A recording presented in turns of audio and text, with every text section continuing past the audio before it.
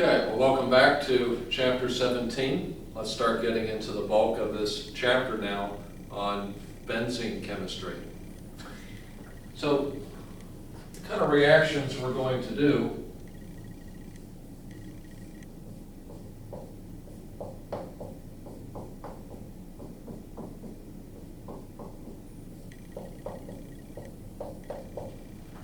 are going to be ones where we take benzene. Remember that benzene has one hydrogen on each carbon.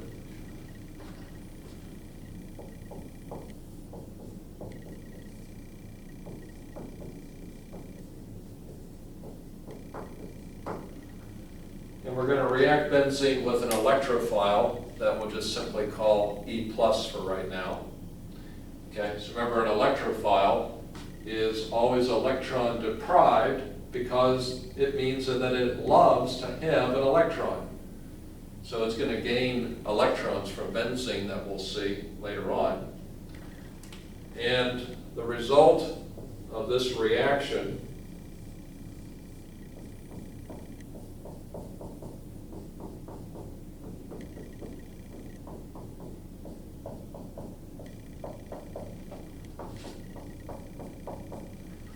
will be the electrophile ends up substituting for one of the hydrogens on the benzene. So it took that hydrogen. And so what we call this overall reaction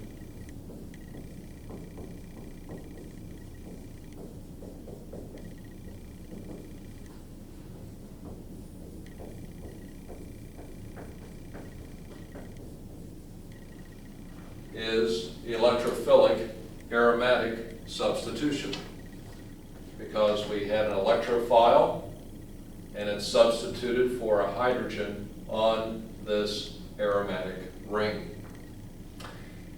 So that's what we're going to look at.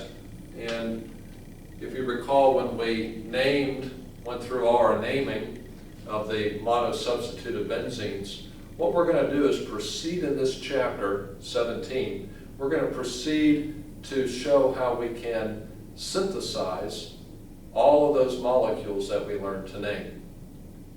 Okay? And we're going to look at this reaction in more detail, in more mechanistic detail, very shortly. So we're going to look at putting on many different types of electrophiles on our benzene ring. And let's go and proceed to learn the first one.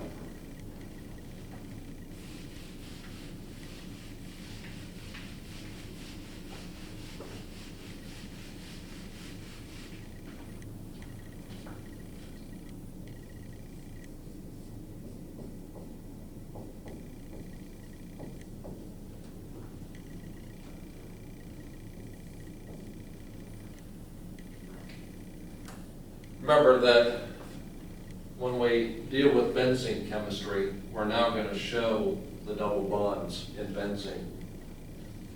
So here we're going to react benzene with Br2. You might recall with alkene chemistry,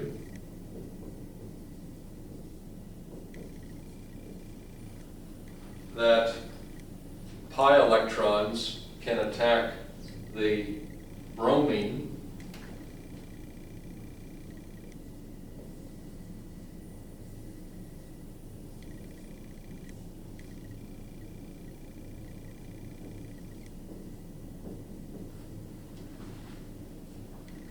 where one bromine added on, and then the second one added on.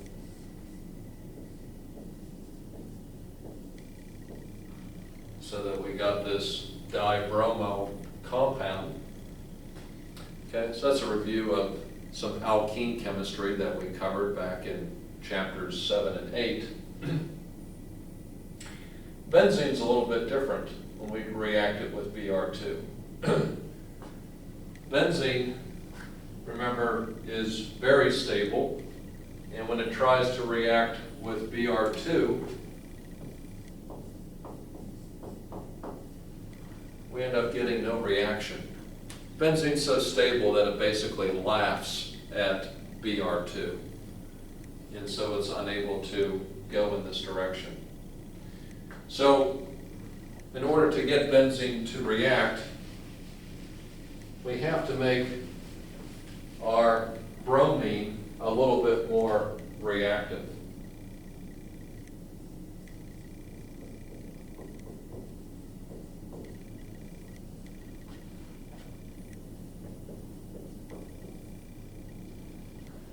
And what we do is we add a catalyst, a Lewis acid catalyst, such as FeCl3. You can also use some other catalysts.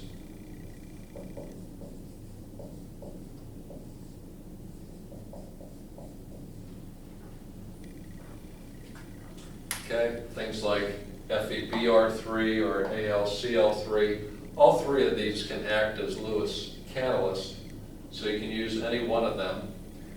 And the product that we get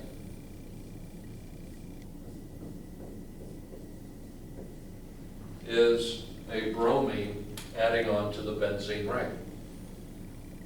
It's an interesting reaction because if you remember when we reacted bromine with our alkene, that 2 bromines added on. So in this reaction, only 1 bromine's adding on.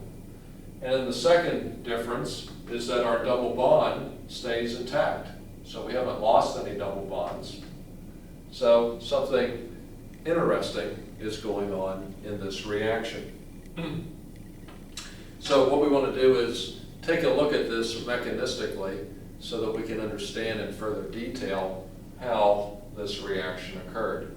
So let's go ahead and do that.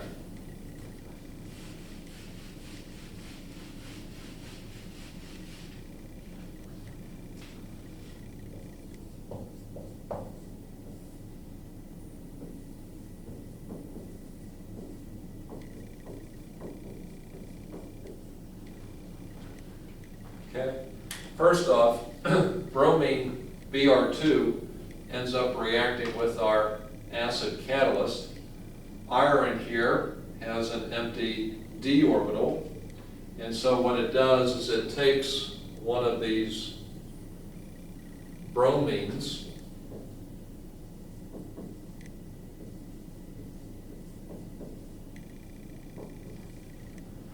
So one of the bromines goes with the iron, but then to our benefit, what we will use is what's left over is Br plus. Okay? So this Br plus is going to be our electrophile that we're then going to react with benzene. Okay? So let's go ahead and take benzene plus Br plus and see what happens.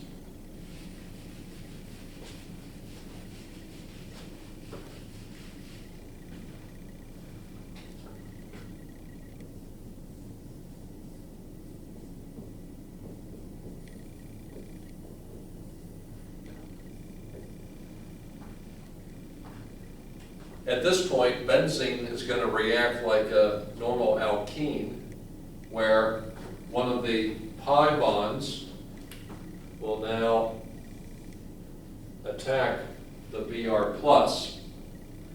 So bromine can add on either carbon where the double bond was,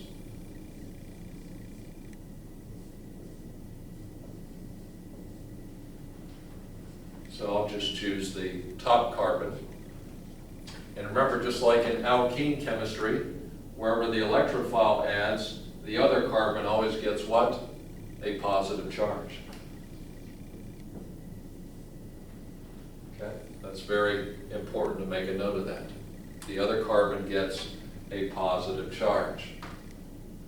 And so if you look at our molecule here, our intermediate, this positive charge is what? In resonance, it's really what? An allylic carbocation.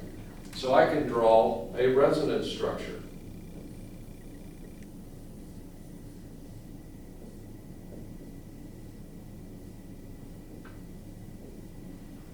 So these pi electrons dump here, so the positive trades over there. And then I can draw one more resonance structure.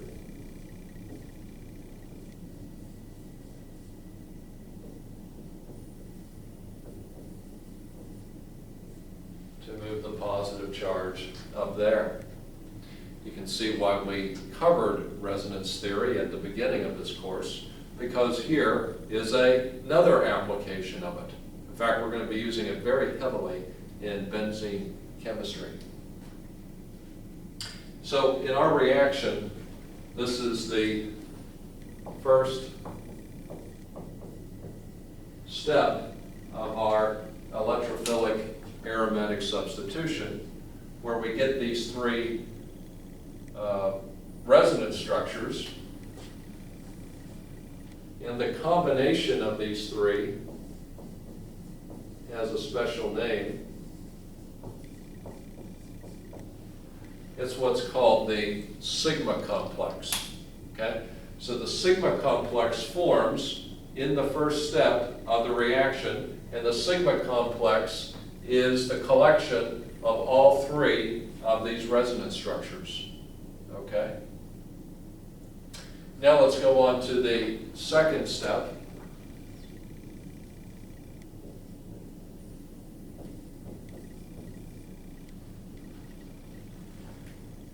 In our second step, let's bring in our hydrogens. Okay? Remember that each carbon has a hydrogen, and we haven't taken off any hydrogens yet. So let's put on some of the key hydrogens that we can use.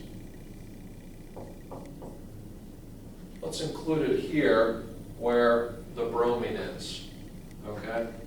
So it's on all the carbons, but we're just going to focus on where this one is right here.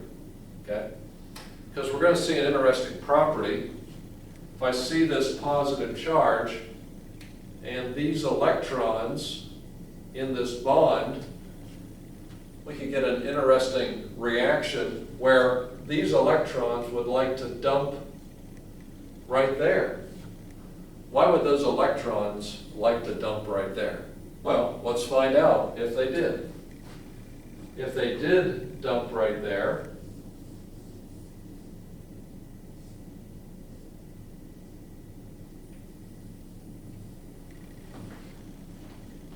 we would end up getting this molecule, bromobenzene.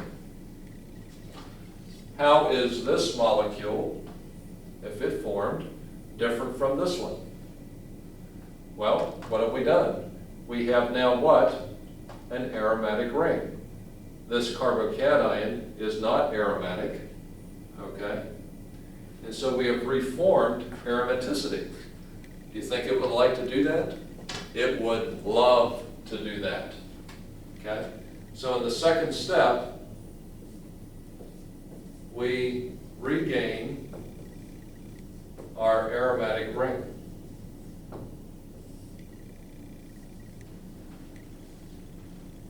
Okay?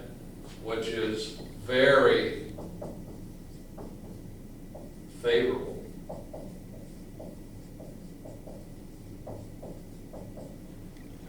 Why is that very favorable? Because aromatic rings are very stable. It wants to form badly if it can. And sure enough it can if it can take away these electrons that are bonding to that hydrogen. So what would that make this hydrogen here? Remember, if a hydrogen can be removed very easily, it's what? Very acidic.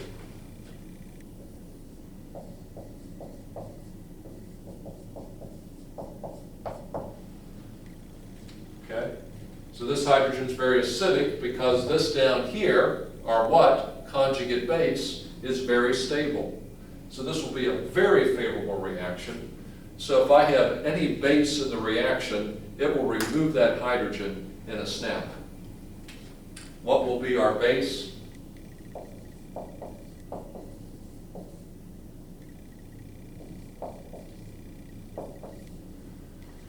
it's going to be this iron complex that formed, where the bromine will come and take it, and so a side product will be HBr.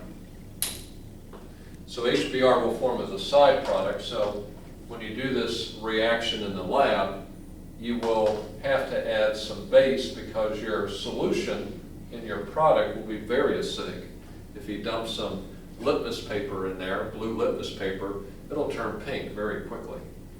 So you'll need to add some base before you dispose of your compound there. Okay? So by going over this again, in the first step, we did what? We lose the aromatic ring. Okay? We lose the aromatic ring to form our sigma complex. And in the second step, we reformed the aromatic ring. So this was a very favorable step. Here, this would be what? An unfavorable step. Okay? Because it cost me aromaticity to go there. Okay? So you want to be able to draw a mechanism like this. You want to be able to draw sigma complexes. So make sure you start getting into this. Let's diagram this reaction using a reaction coordinate diagram.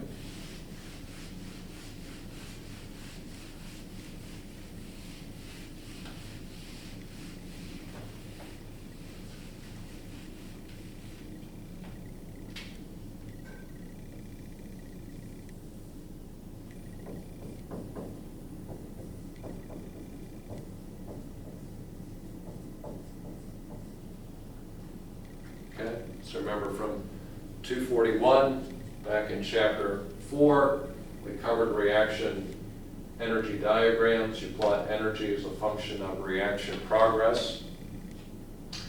This reaction had how many steps? It had 2 steps, with what? The first step being unfavorable, and the second step being very favorable. So we can imagine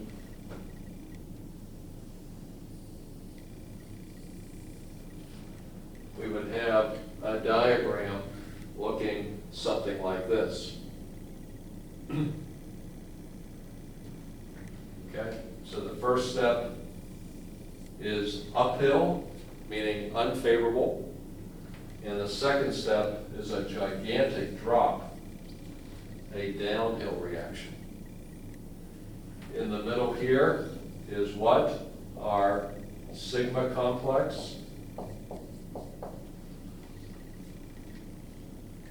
Then here, of course, is our reactants, and there our final product. Here, too, the activation energy for the first step. The activation energy you would predict to be very high because I'm busting up my aromatic ring. Whereas in the second step, my activation energy should be very small.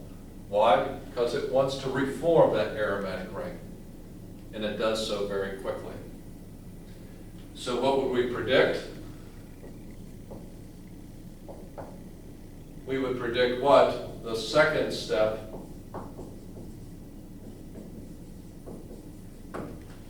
to be the faster step in this reaction. The first step would be the slower step. And what's the slower step always called? The rate determining step. Okay? So our first step is our RDS, our rate determining step. It's the slower step. Okay?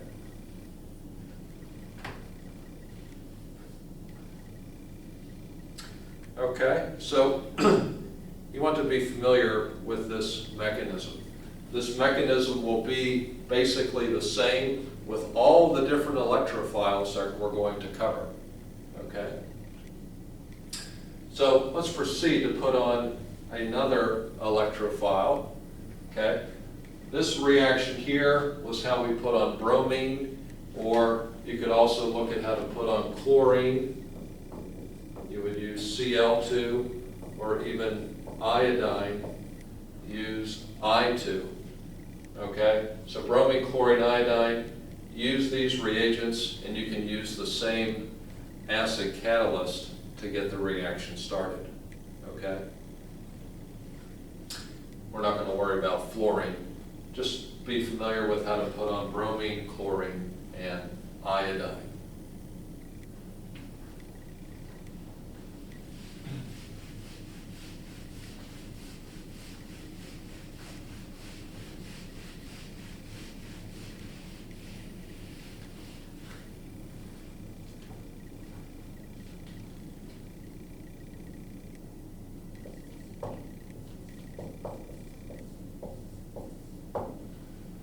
So secondly, let's learn how to put on the Nitro Group. Okay?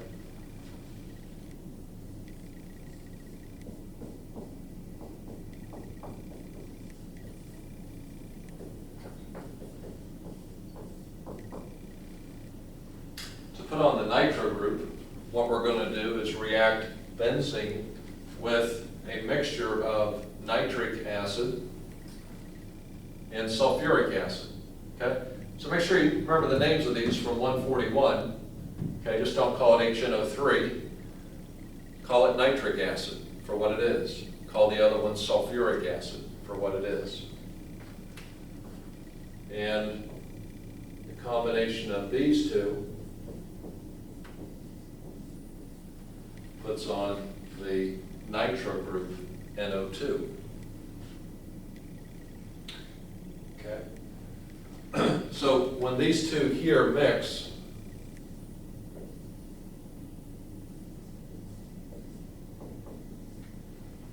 they end up forming NO2 plus,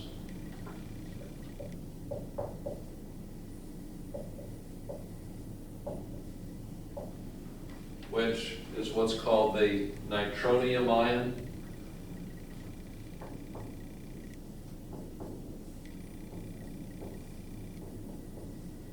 It has this Lewis structure here, okay?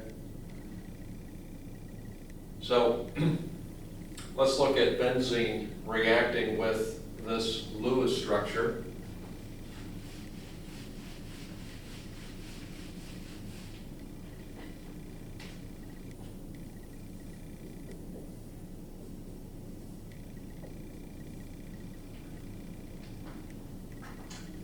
Okay. If benzene reacts with the nitronium ion, where would benzene electrons attack?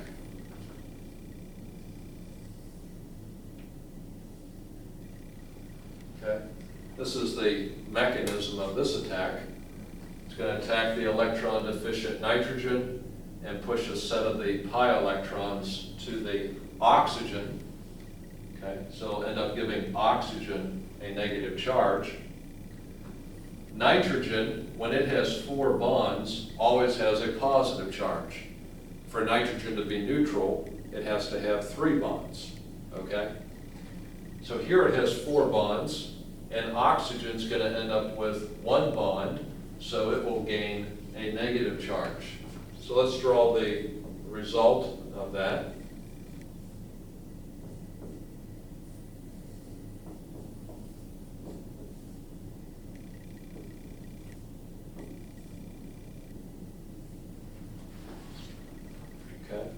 So here's the result. It adds on to the nitrogen. The nitrogen, look, has 1, 2, 3, 4 bonds again, so it retains a positive charge. And the oxygen now has a negative charge. Okay? So you could continue with the sigma complex. But in the second step, when we remove our acidic hydrogen.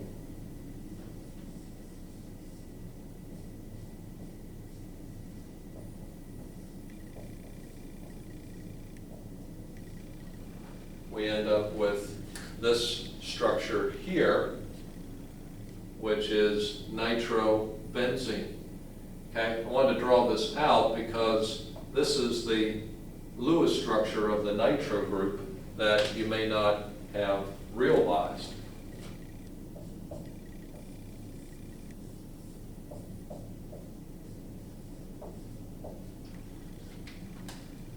Okay, so when you see NO2 on the benzene, make sure you realize that nitrogen has a positive and oxygen has a negative.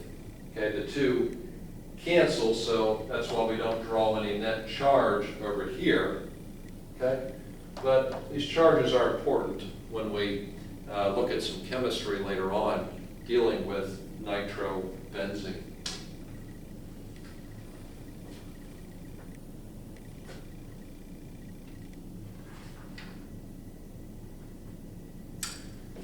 Okay.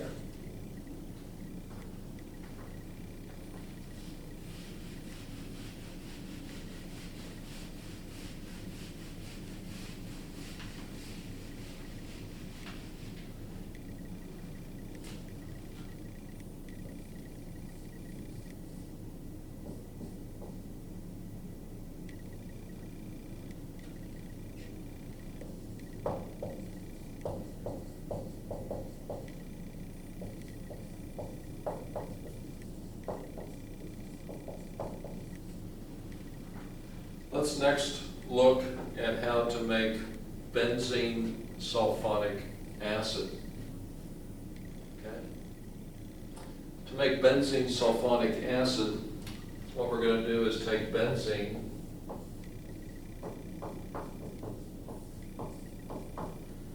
and react it with a mixture of sulfur trioxide and sulfuric acid. And what this does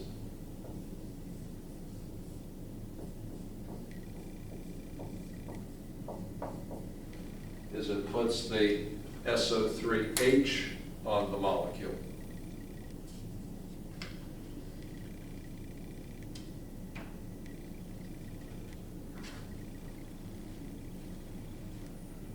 Okay? And to make sure you realize the Lewis structure of SO3H, it looks like this here, okay, where sulfur is breaking the octet rule, which it's allowed to because it's below rho 2, okay, and then you have the hydrogen here, which would be an acidic hydrogen. That's why it's called an acid. It almost reminds you of what? Sulfuric acid, okay? But you have a benzene here, so we call it benzene sulfonic acid. Okay, so this is our third electrophile of adding to a benzene ring. Let's look at one more reaction.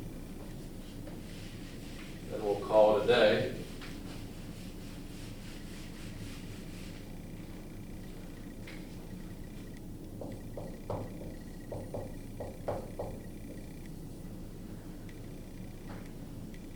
Let's look at how to make aniline.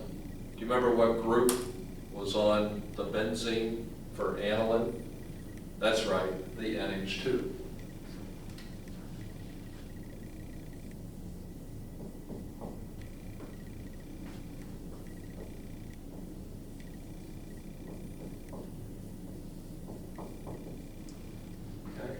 So how can we convert, or how can we put an NH2 group on benzene? Okay? Well, the short answer is I cannot go directly from benzene to putting the NH2 on. Okay? I cannot do it directly. I have to do it indirectly.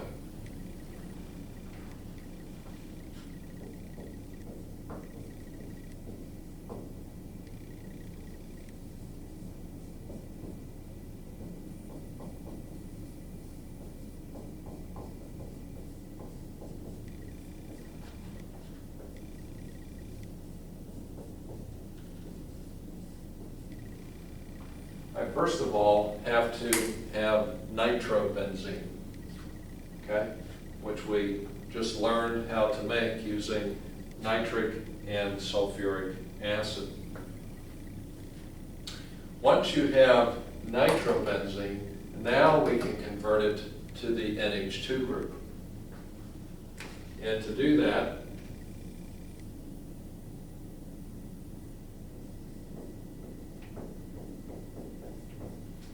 I use a mixture of zinc and HCl.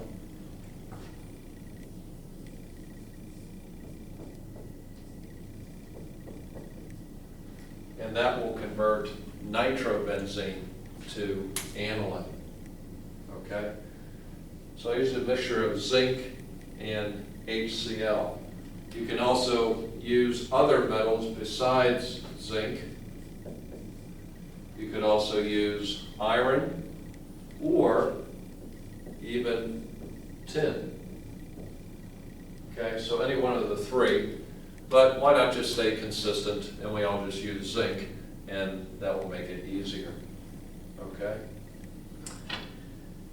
So to make aniline, I need to have the nitro group on first, then convert. So if I'm starting with plain benzene, it would be a two-step reaction to get to aniline. Okay? So a way that we can summarize this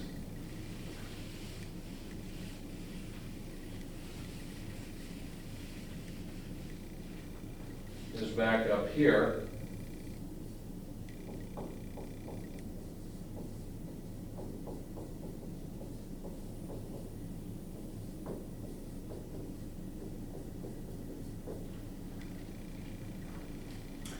I can show you that it's a two-step reaction if I start with benzene. So I use the numbers 1 and 2 to designate to then produce aniline.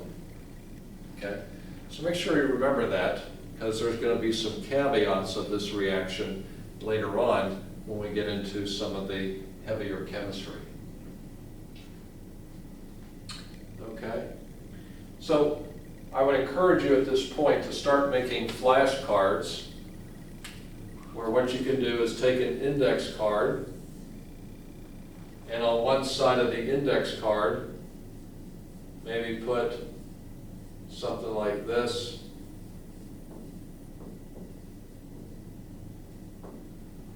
How would I go from benzene to putting a bromo group on?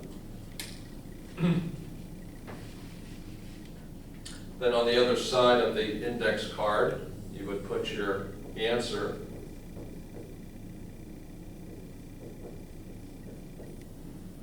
Br2FeCl3. So, starting after this lecture, go back and put all 4 of these reactions on there like that, so that you get these things memorized, because you'll need to know them very, very quickly. Okay? In our next lecture, we'll learn to put more groups on as well. So let's call it there for today.